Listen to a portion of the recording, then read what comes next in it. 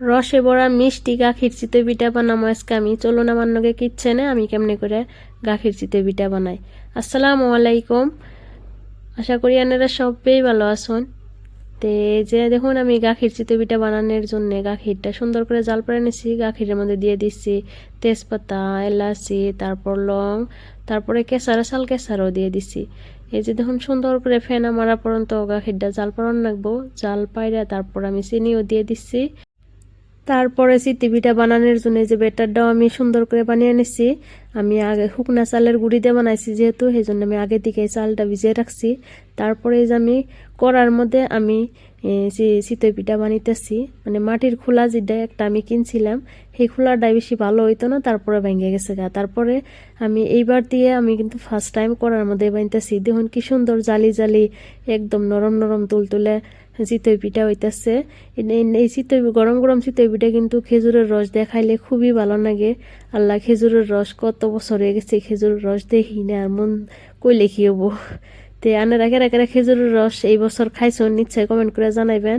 আর যদি কেউ ভিডিওটা আমার চিনা জানা মানুষে দেখতাছুন, কেরুর বাড়িতে থাকলে আমার নিগে রাইকা থুন জানি।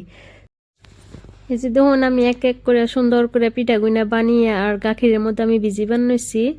পিঠাগুনা কিন্তু খুবই সুন্দর হইতেছে আমার, কিন্তু এইবার পিঠা বানিয়ে আমার এত ভালো লাগতেছে। তারপরে যে দেখছুন গাখিরের কালারটা কি সুন্দর কালার হয়েছে, দেখতে খুবই সুন্দর হয়েছে আর খাইতেও খুবই স্বাদ হয়েছে। তা আমি ভিডিওটা বানাইছি আজকে 10 দিন পার হয়ে গেছে, কিন্তু ভিডিওটা আমি আজকে আপলোড দিতেছি। তার কারণ একলা একলা পোলা সামলিয়ে সব ঘরের কাম কাজ করে মানে সময় মতন আমি ভিডিও এডিট করা হারি না, তার জন্য আমি দিয়ে হারি না, আপলোড করা হারি না। তারপর আমি চেষ্টা করি যত দূর তাড়াতাড়ি দেওয়ার চেষ্টা করি। তে আশা করি আপনারা সবাই একটু সাপোর্ট করবেন আমারে। এই যে দেখুন গরম গরম গাখিরের মধ্যে আমি গরম গরম চিতই পিঠা এই যে ভিজি বানাইছি একটা একটা করে।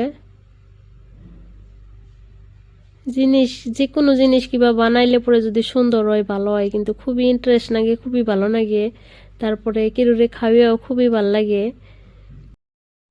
পিঠা খাইতে কিন্তু ঠান্ডার দিনে খুবই ভালো লাগে, কিন্তু অসুবিধা কি এতগুলো চালের গুঁড়ি মানে মিক্সিতে করা সম্ভব হয় না, গরম হয়ে যায়।